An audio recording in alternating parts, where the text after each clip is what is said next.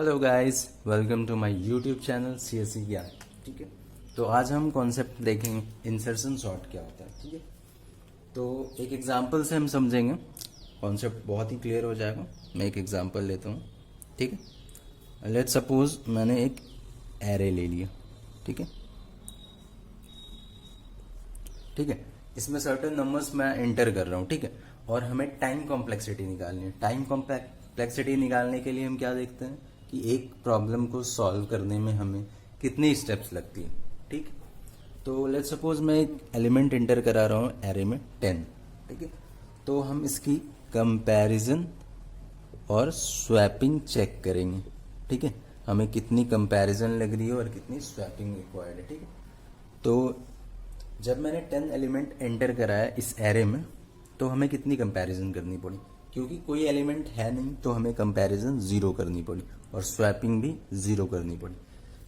Next element अगर मैं 20 enter कर रहा हूँ यहाँ पे, ठीक है, तो 20 हमें एंटर करना है, तो कंपैरिजन कितनी लगी, हमने इस दोनों को कंपेयर किया तो 20 बड़ा निकला, तो 10 के आगे प्लेस किया। ठीक है, तो जब मैंने 20 एंटर किया तो कंपैरिजन मुझे 1 लगी, बट स्वैपिंग तो कोई भी नहीं लगी, 0, क्योंकि हमें स्वैप नहीं करना पड़ा, क्योंकि 10 फर्स्ट प्लेस पे था और 20 उससे बड़ा था, तो हमने सेकंड पोजीशन पे एंटर करा दिया। ठीक है, अगर फिर नेक्स्ट एलिमेंट हम अगर 30 ले रहे हैं, तो बताइए कंपैरिजन और स्वैपिंग कितनी लगेगी। देखिए, तो कंपैरिजन आप देख सकते हैं कि मैं 20 से कंपेयर करूंगा। ठीक है, तो यहाँ पे भी मुझे एक कंपैरिजन लगी और स्वैपिंग फिर से 0 लगी, क्योंकि ये असेंडिंग ऑर्डर है। तो ऐसे करते करते मुझे हर टाइम क्या हो रहा है, कंपैरिजन 1 लग रही है, स्वैपिंग 0 लग रही है। अगर मैं 40 भी इंटर करा तो कंपैरिजन 1 लग रही है, स्वैपिंग 0 हो रही है। 50 भी इंटर करा है तो यहाँ भी कंपैरिजन 1 लग रही है, स्वैपिंग 0 लग रही है। ठीक है, तो हम क्या देख सकते हैं कि अगर हम टाइम कॉम्प्लेक्सिटी देखें तो ये n-1 टाइम लग रहा है। ठीक है, क्योंकि n इंटर कराते हैं तो पहले तो 0 थी कंपैरिजन स्टार्टिंग में, तो 1 हमेशा कम होगा, तो n-1 कंपैरिजन लग रहा है, प्लस स्वैपिंग 0 लग रही है। तो टाइम कॉम्प्लेक्सिटी क्या होगी, तो इस केस में टाइम कॉम्प्लेक्सिटी होगी n। ठीक है, और एक बात आप ध्यान दें कि ये वर्स्ट केस टाइम कॉम्प्लेक्सिटी है, बट क्या है, ये नहीं होगा, क्योंकि इंसर्शन सॉर्ट में अगर आप असेंडिंग ऑर्डर में लिस्ट असेंडिंग ऑर्डर में और आप इंसर्ट कर रहे हो, तो वो बेस्ट केस होगा। ये बेस्ट केस टाइम है, क्योंकि हमें कंपैरिजन बहुत कम करनी पड़ी और स्वैपिंग भी ज़्यादा नहीं करनी पड़ी। ठीक है, जितनी एलिमेंट डाल रहे हैं उतनी हम उससे भी कम हमें कंपैरिजन करनी पड़ रही है। इसका मतलब क्या है, ये बेस्ट केस है, तो टाइम कॉम्प्लेक्सिटी ये हो जाएगी बेस्ट केस n। ठीक है, इंसर्शन शॉर्ट असेंडिंग ऑर्डर के केस में टाइम कॉम्प्लेक्सिटी n हो जाएगी बेस्ट केस। ठीक है, अब हम नेक्स्ट सिनेरियो देखते हैं। ये तो बेस्ट केस का सिनेरियो था, इसका मतलब इंसर्शन शॉर्ट में अगर असेंडिंग ऑर्डर में लिस्ट है तो टाइम कॉम्प्लेक्सिटी क्या होगी, ओमेगा n होगी। ठीक है, अब मैं जैसे इसी एग्जाम्पल में मान लीजिए मैं डिसेंडिंग ऑर्डर में कोई डेटा एंटर कराता हूँ। ठीक है, लेट्स सपोज कि मैंने 40 करा है। ठीक है,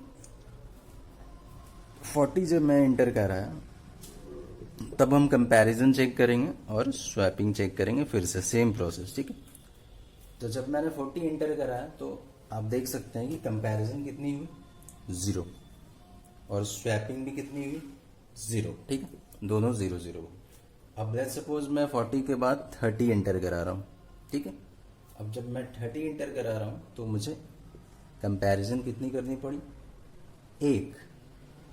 अब सिंस 30 छोटा है तो ये तो 40 से पहले आना चाहिए, इट मीन्स ये यहाँ पे शिफ्ट हो जाएगा और हमें स्वैपिंग 1 करनी पड़ेगी। ओके, लेट्स सपोज 30 के बाद मैं 20 एंटर कर रहा हूँ।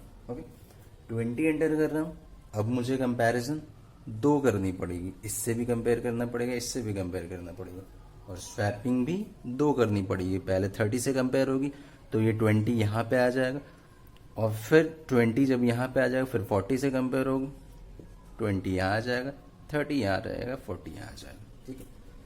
तो इसी तरह कंपैरिजन जब मैं 10 लूँगा, ठीक है, तो 3 कंपैरिजन और 3 स्वैपिंग करनी पड़ेगी। तो इसी तरह करते करते 4 कंपैरिजन 4 स्वैपिंग, अगर मैं फिर से 5 एंटर करा तो ठीक है। तो अब इसकी टाइम कॉम्प्लेक्सिटी क्या होगी, ठीक है, इसकी टाइम कॉम्प्लेक्सिटी ये हो जाएगी 0 1 2 3 4 5, इसको ऐड करेंगे ना, सम ऑफ नेचुरल नंबर्स क्या हो जाएगा n-1 इंटू n/2, ये भी n-1 इंटू n/2, ठीक है। एक मिनट मैं थोड़ा ऊपर कर देता हूँ इसे, मैं ऊपर लिख देता हूँ, ठीक है। तो ये ऐसे ही चलते जाएगी, तो n into n-1/2, n into n-1/2 ये हो जाएगी। अगर मैं इनको ऐड करूँ number of comparison, number of swapping को भी ऐड करूँ तो ये हो जाएगा। अब सिंस ये दोनों को ऐड अगर कर दें तो 2n n-1/2 2 n square minus n, ठीक है। तो n square minus n complexity क्या हो जाएगी, बिग ऑफ n स्क्वायर, ठीक है। ये वर्स्ट केस टाइम कॉम्प्लेक्सिटी है, क्योंकि पहले स्टार्टिंग में जब मैं असेंडिंग ऑर्डर का केस देख रहा था तो हमें n थी टाइम कॉम्प्लेक्सिटी, यानी कि अब मुझे n स्क्वायर लग रही है। तो ये देख सकते हैं आप टाइम कितना, फंक्शन कितना डिफर कर गया। जैसे लेट्स सपोज पहले हम 10 स्टेप में कोई प्रॉब्लम सॉल्व करते थे, तो अब मुझे 100 स्टेप्स लग रहा है, ठीक है। इट मीन्स कि ये जो था ये बेस्ट केस था जब हमें n टाइम रिक्वायर्ड हो रही थी, और ये n स्क्वायर वर्स्ट केस है, ठीक है।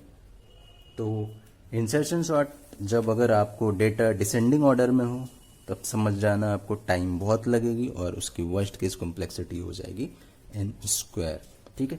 थैंक यू गाइस, मिलते हैं नेक्स्ट लेक्चर में अगले कॉन्सेप्ट के साथ।